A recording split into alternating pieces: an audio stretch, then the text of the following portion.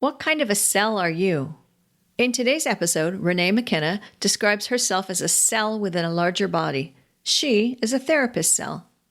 If we are all cells, parts that make up something so much bigger, what is it that we were brought here to do?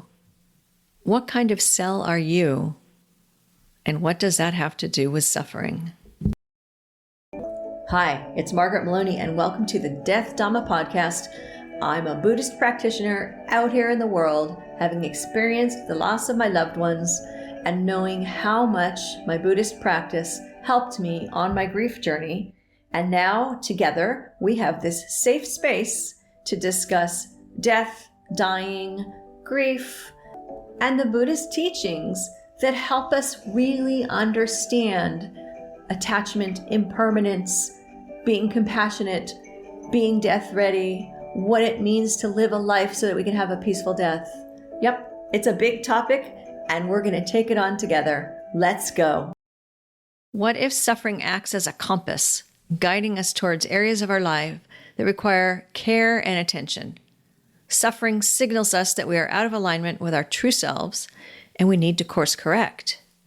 If we each work to heal our own trauma and emotional wounds, we can show up in the world feeling connected and healthy and ready to be who and what we are truly meant to be. Welcome, friends of the Death Dhamma podcast. I am happy today to greet Renee McKenna, and I'm going to let her give you a full intro, but just some things I want to share with you because she has a wonderful background. She's a very interesting person who's dedicated to helping others. You know, she's a healer, a therapist, a soul mentor. She combines Western and Buddhist psychology in her work. She has had her own journey with addiction recovery, and she draws on her own experiences to help others. So welcome, Renee, and thank you so much for being here. Thanks so much for having me. You are truly welcome.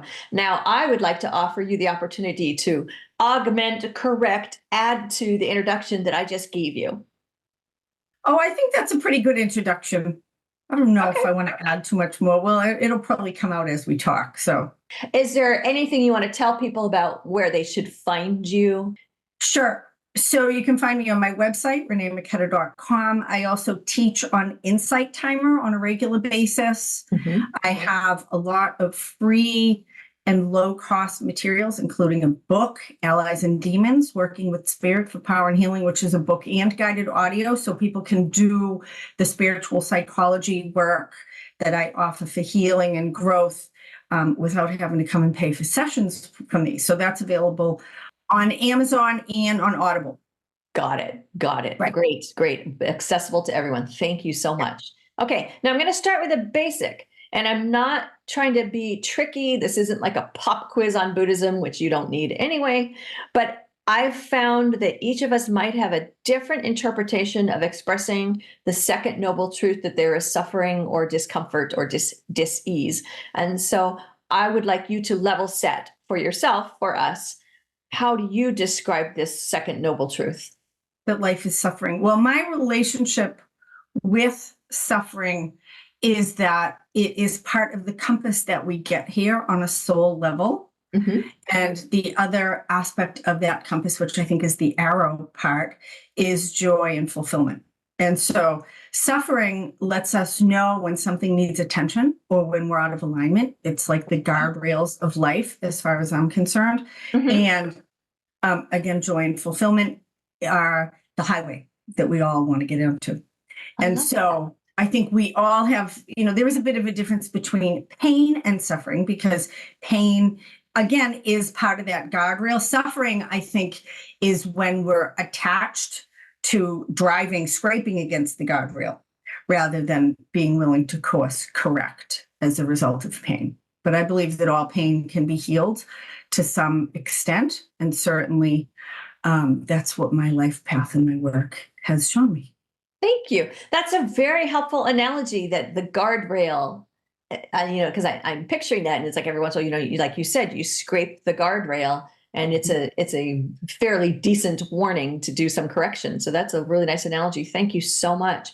Can you share your experience of really coming to terms with or connecting with this specific truth in your own life? For me, I mean, the first experience that I had that there was a larger system outside or inside, or that I was connected to, however people understand it. My first experience was it felt like it was kind of outside of myself. That's some of the guardrail piece was really in hitting bottom with drugs and alcohol. Okay. And I actually had what at this point now looks like a spiritual experience. It was a person came into my life and course corrected me and said, I think you're a drug addict and an alcoholic. And if you continue to do that, you're probably going to either die, end up in jail or an institution. And so why don't you do this instead? That there is no right combination of drugs and alcohol to be able to medicate or heal the existential pain that you're feeling.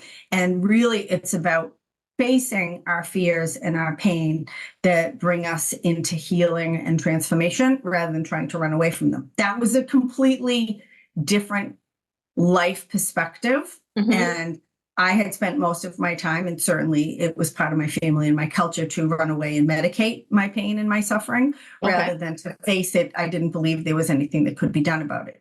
And that's when I started my personal growth path, first through the 12 steps, and then through all the different numbers. Buddhists, of course, love numbers. We have the Four Noble Truths and the Eightfold Path and lots of number of things too. And realize that actually pain could be transformed and that our garbage can be turned into compost. Yeah. And that's my experience. I'm curious, what was it about this particular person that led you to pay attention? So it was, the reason I would call it a spiritual experience rather than just a serendipity was that it was absolutely the perfect person at the perfect time. So I had been on a multi-day cocaine run. I had been drunk and in the same clothes for about 4 or 5 days. I met somebody with more cocaine than I had ever seen before. They were involved with some really dangerous and questionable people. And I had been trying to make my life look good on the outside by, like, if I could find the right boyfriend, lose the right amount of weight, get the right job, find the right combination of cocaine and vodka that maybe would be that kind of sweet spot. But all of it was falling apart all the time. And the guy with the bag of cocaine actually offered me a job selling drugs at one of his, he was a construction worker selling drugs at a construction site. It seemed like a really good career move at the time. He was probably also a pimp. Okay. And yikes. And so I went into work with this brand new plan, and I was going to quit my job and work for this guy. Right. And, that was like the insanity of my thinking at the time. And so this woman actually came up to me and she said to me, "You get high, huh?" And I said, "Yeah." I thought she was actually going to get me high. And she said, that was an invitation. Yeah. She said, "I want to tell you a story, but I don't want to tell it at work because it's actually a really dark story." And I was a little curious about that. So we went to lunch and she proceeded to tell me how she had gone to jail for shoplifting, which was one of my life skills that I had acquired. And she was actually in a prison diversion program. She was in a drug program, a long-term treatment program, and she had been watching me. She had also been a street prostitute, which was the direction that I was going because I was having trouble holding regular jobs. And I figured I was doing that for free. I might as well stop making some money at it. And she had also, at a period of sobriety, helped start Rolling Stone magazine. And I was also an English major in college. We had all of this stuff in common that, like, you can't make up. But she was 20 years older than me. And she could tell me what it was like to be a street prostitute. She had been in prison. She had been a heroin addict. And those were all places that I was probably going. And so it was the perfect person at absolutely the perfect moment. Because again, I had just come off of this bad coke run. I was a little bit out of my mind. I kind of knew it. And, the gates of hell kind of opened up and let me out. And she gave me a different path to go. So it was, I saw the moment and I took it. And that was a very long time ago. That was November 4th of 1987. And my life has never been the same. Yeah. Good for you. Yeah, that I can see the the connection and the right person at the right time. And as you're telling me this story, I'm envisioning that this woman, she saw you, like she really saw you. She saw what was happening in your life, and it resonated with her because it had happened with hers. Yeah. And so she reached out to help you. Yes. Yeah. And she was the right person. And so along the way now, your, time with suffering, this encounter with her, your own recovery, this brought you to a place where you decided to help others. How and when did that happen? I like to say I did enough therapy that I eventually just became a therapist. Got it. And it really, that model of working with others and passing on what has been given to us that she acted out with me was a part of the 12-step paradigm that I was a part of. And so I was spending a lot of time working with other people, and actually had a period of time where I was working with people with some pretty heavy duty issues, ritual sexual abuse, and pretty extreme PTSD, suicidal depression, and a mild schizophrenia, all different people. And I kind of realized that I kind of liked working with crazy people, and I'm a little crazy myself.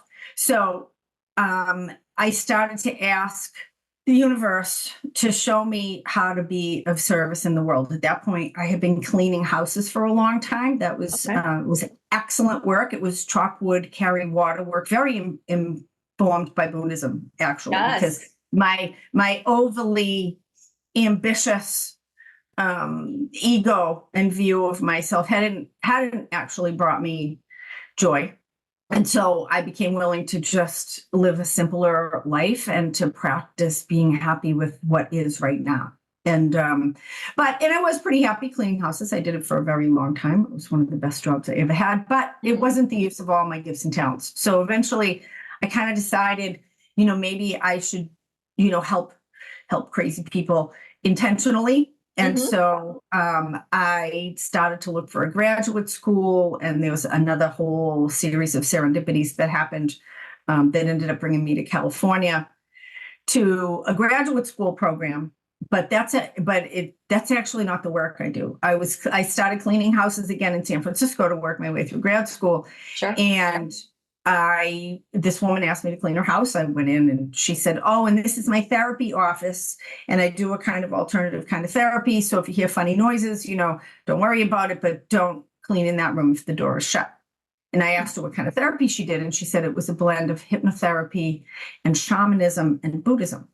And I was very intrigued. And so we started to trade work, and she became my teacher for the next 14 years. You're right. It is about these series of serendipities, in a world where sometimes I like to say there are no real coincidences, because, you're on this path and you're bringing these things to you and you're stepping into these situations.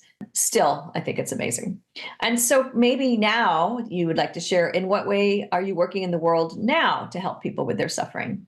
Well, so now approaching my 70th decade, I'll be 60 in a couple of months. I've been doing this for a long time. And I have to say, I came here with a lot of bags, and I'm still unpacking, but most of my suffering has been resolved. And I don't know if it's a combination, I think, of aging and wisdom, and just continuing to clear out the wounding and suffering and healing and evolve and grow. And so I feel a real passion and a responsibility to, again, continue to expand and bring what has so changed and redirected my life to as many people as possible. And it feels like that's actually my work. I kind of look at us as if we're all cells in a great body. There's a lot said these days about we create our own reality. We co-create our own reality. I'm like a cell in the big toe. I don't know what the body's doing, actually, but I can be a good cell. And each of us is a different kind of cell. Some people are digestive cells, some are nerve cells, some are muscle cells, and apparently I'm a therapist cell. So I love that. So, I've gone from my own healing work to sharing that healing work with others through these really profound processes of inner growth and transformation, of healing and facing our fears and our wounding, and bringing love and compassion and connection with the larger system. those are the main healing components, I think, for all of us. And then I had enough people that evolved in their own growth path that they wanted to bring it to others. And so a few years ago, I was asked by enough people if I would teach them how to do this work, that I started my own mentorship program. Mm-hmm. And so now I offer this teaching to other therapists and social workers and energy workers and body workers so that they can add grounded spiritual tools into their work. So it's kind of two-tiered. There's the work that you can do on yourself to grow and heal.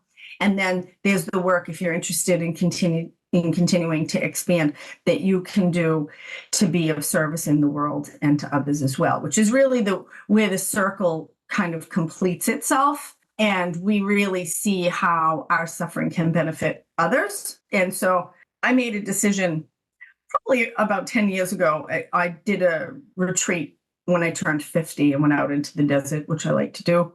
Mm-hmm. And, really asked the universe, what do you want from me? I could see the horizon. I don't know if it's going to be 80 or 90 or something may happen in between there, but I probably, got 20, 30 years left. And what am I going to do in that time? I want to use it wisely. The truth that came out of my meditation was that I'm here to be myself, the truth that I share with everyone. I think that's mm-hmm. why we're here. We're here to be our most authentic self, to discover what kind of cell we are. We're different than cells in a body because as humans, we do get a choice to some extent, and we can try to be something that we're not. And a lot of us do that. We have a culture or a family or a religion that may not be aligned with our soul path. And so discovering and expressing that really is that's the highway of joy and fulfillment. So that's my passion, is to mm-hmm. help others to be able to do what I do if they want to do it. I'm now a teacher of teachers and a therapist of therapists. But I also, and will never forget, the real devastation and ignorance and suffering that I came from. That's why I try to offer free and low cost stuff, because when I first got clean and sober, I had to have people buy me cigarettes and coffee. I didn't have any money.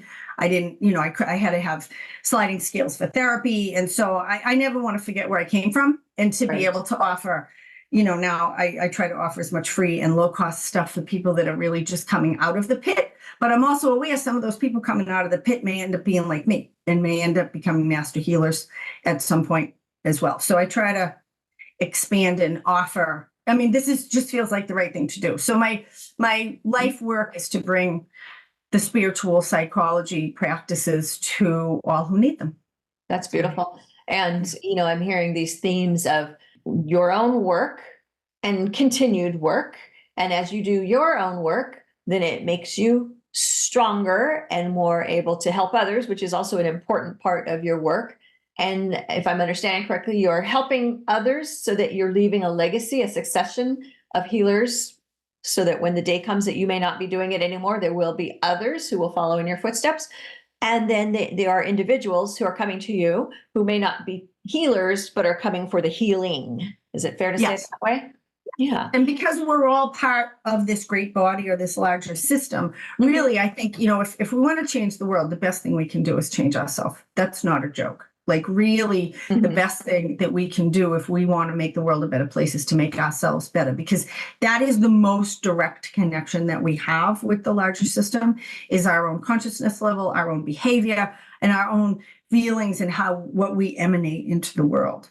And so, often we're focused on trying to fix these people over here and why do those people do that? And really, when I can shift and change my suffering in myself, we really do shift, I think, the resonance of the entire pool as best we can in that butterfly effect as individual. Right.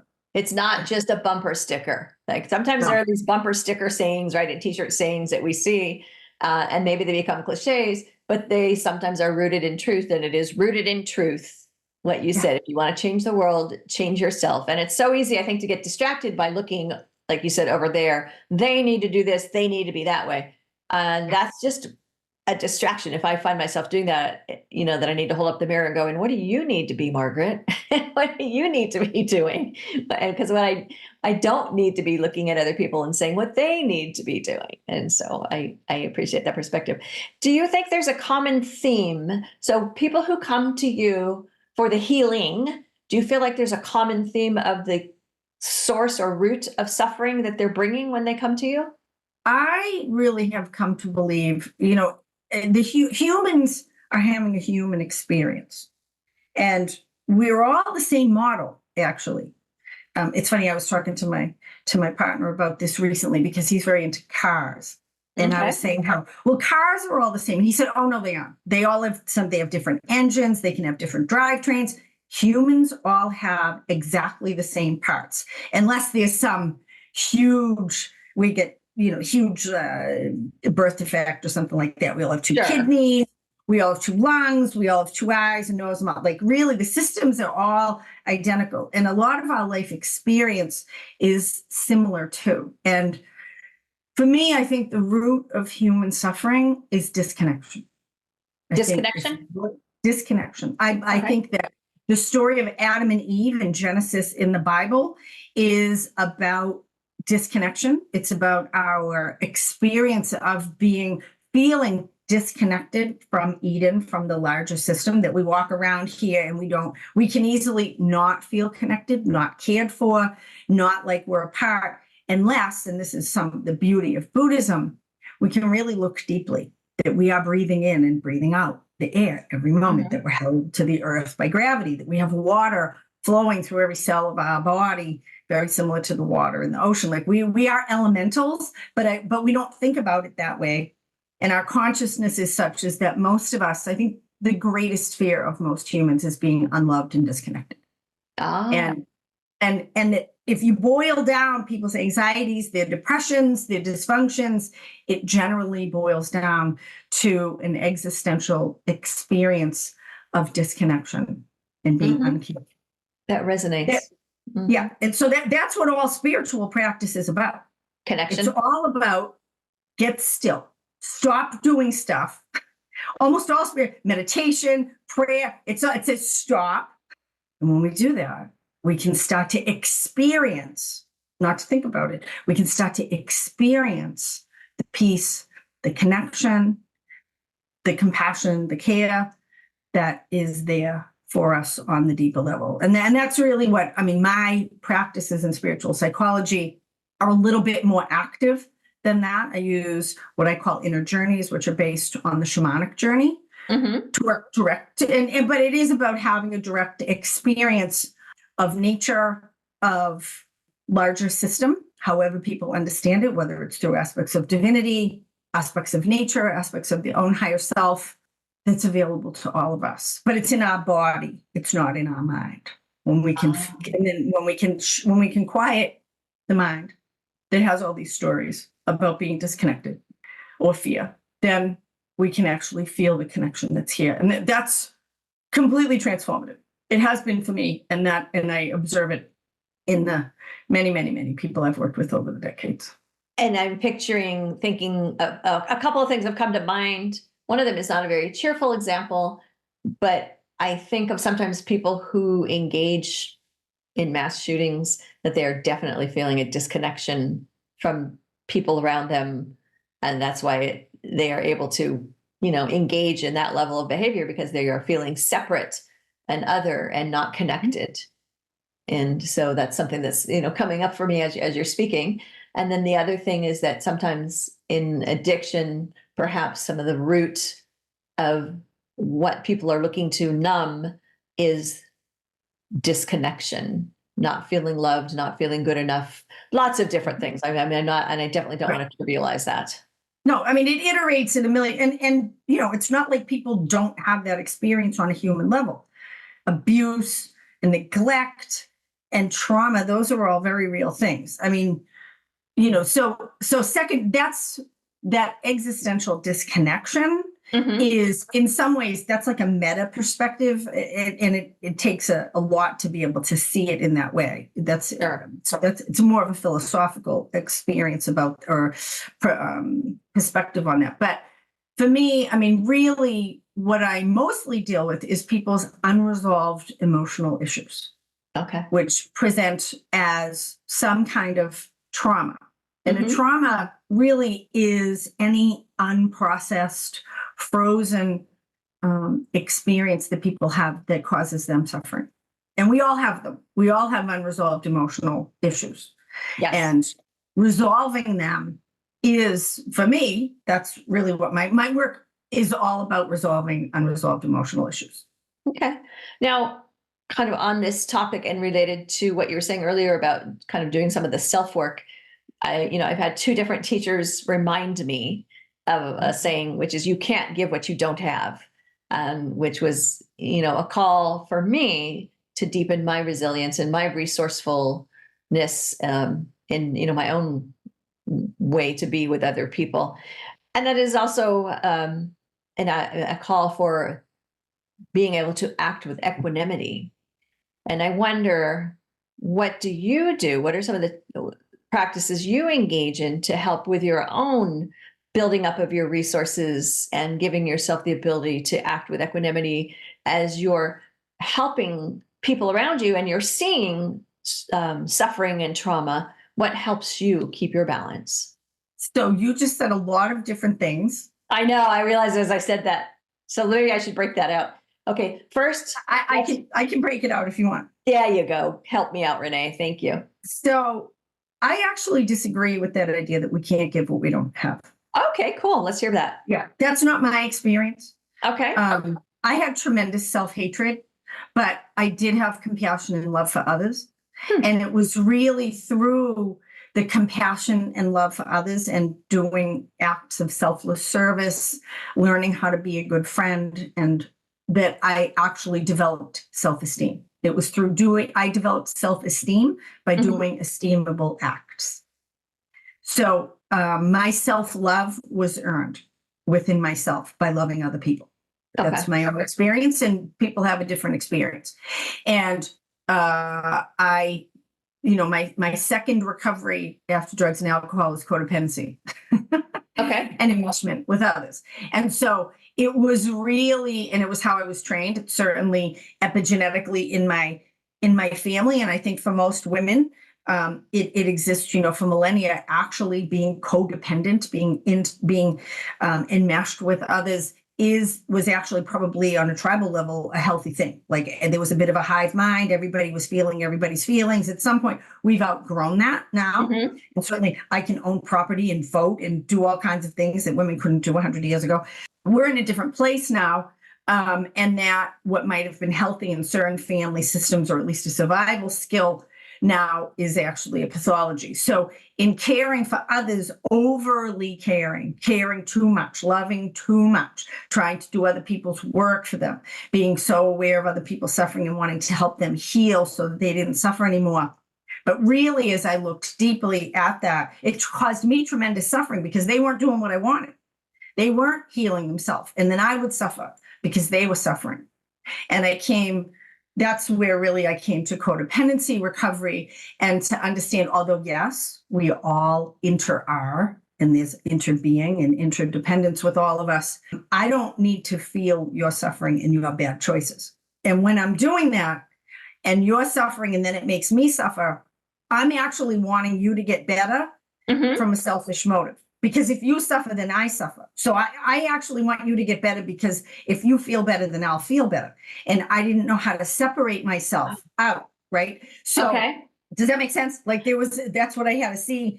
I had a short first marriage with somebody who's dead now, but he couldn't get sober. And he was a poster child for dysfunction. And I decided to pick him to marry, which was an interesting choice. But anyway, tremendous suffering. And I did everything I could to try to help this person, but he was determined to self-destruct. And so it really pointed to my own powerlessness over other people, which is that we all have our own soul path here and our own work to do, and to allow people the dignity of their own suffering. And so it was really, again, it's that guardrail, it's that feedback loop, that compass of pain. It was like, oh, this really hurts. And so I'm going to double down and try to really make you do what I think you should do.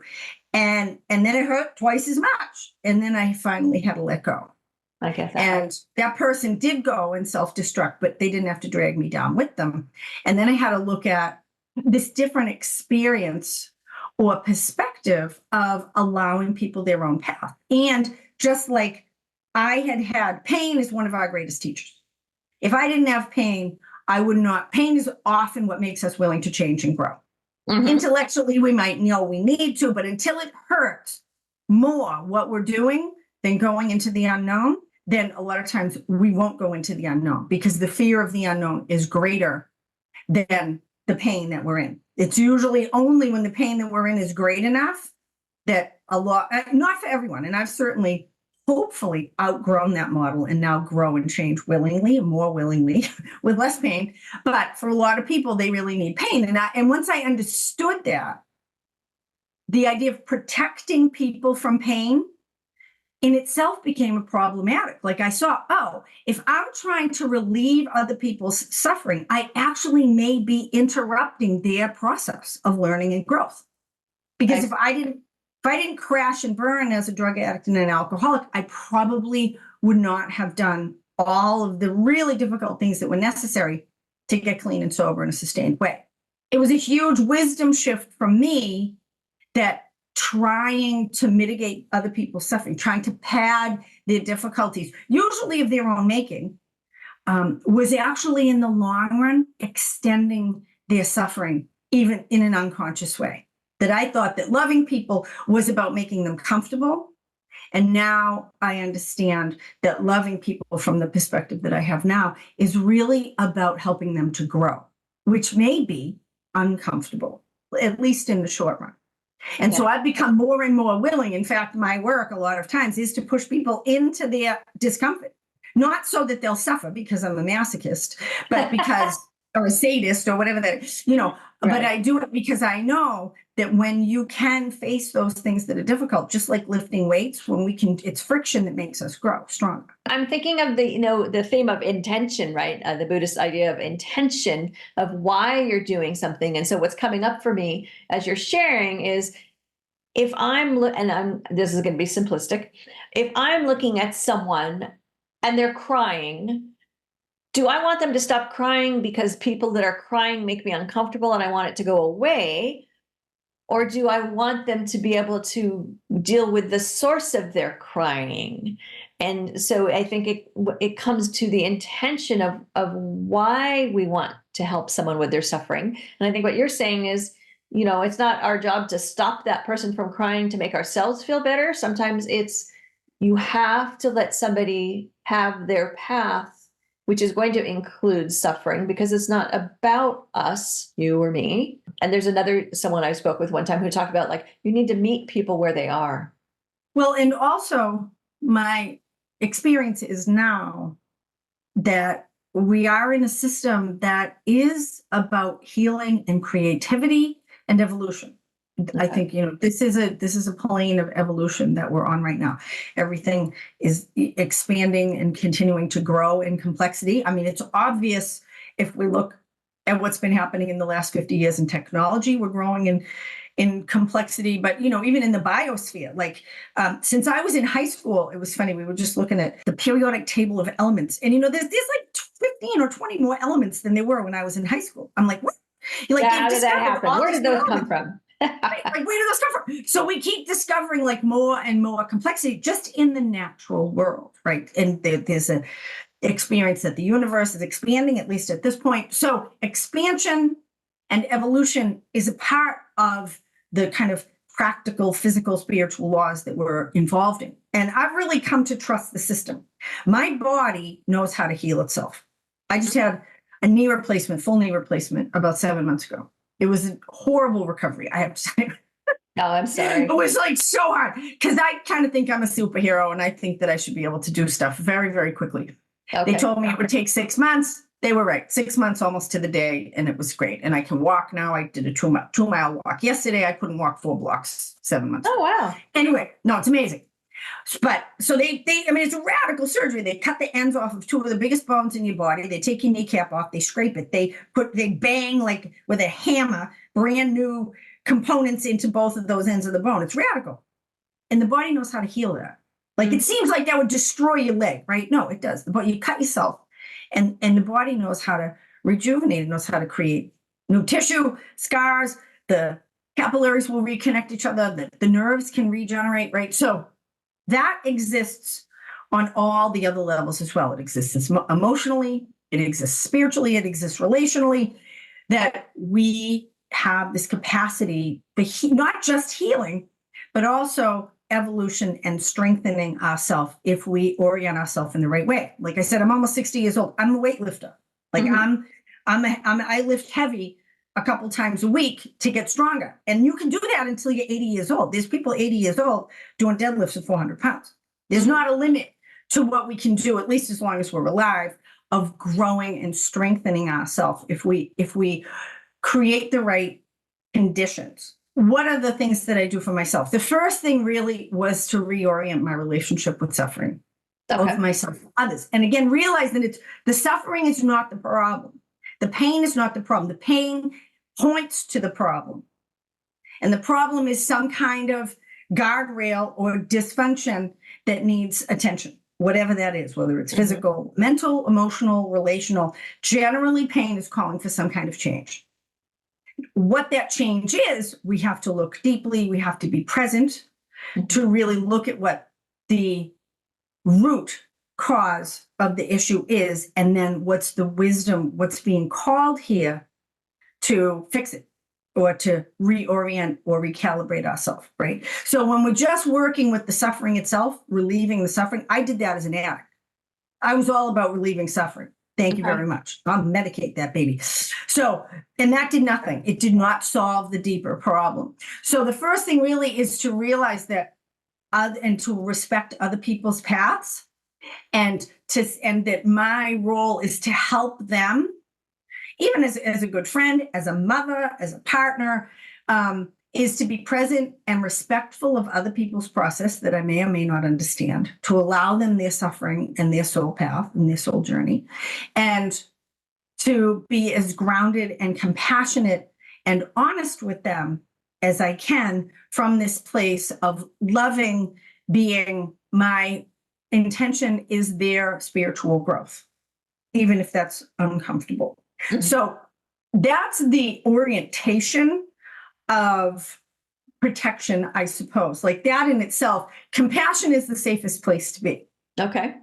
Compassion is availing myself, being willing to be present with your suffering, to do my own work and allow you to do yours in a detached, and you use the word equanimity, which is a very mature practice, equanimity, to really release other people, even unto death. That's postgraduate work. So that's the simplest. Well, you have shared so much wisdom, and so certainly your time. And I just want to ask one more thing, if I can. Is there anything you wanted me to ask you that I didn't ask you?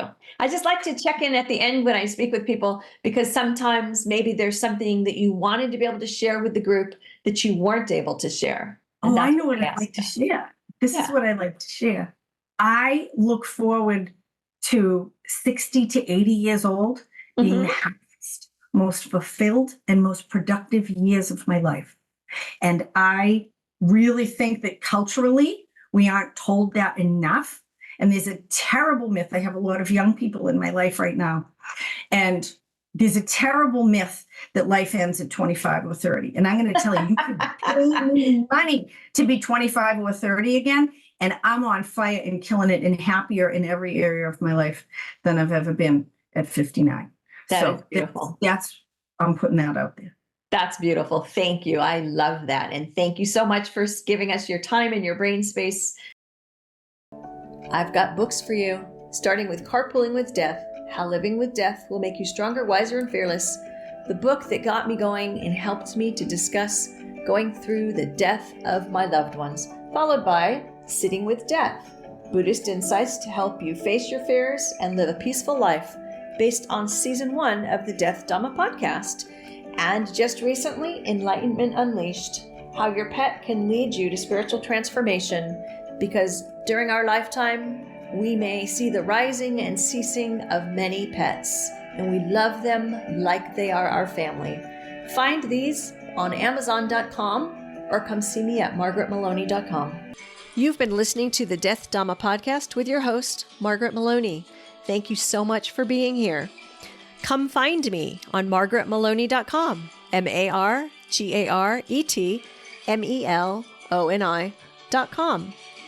And until we meet again, may you be well, may you be happy, may you be at ease, and may you be free from suffering. Bye for now.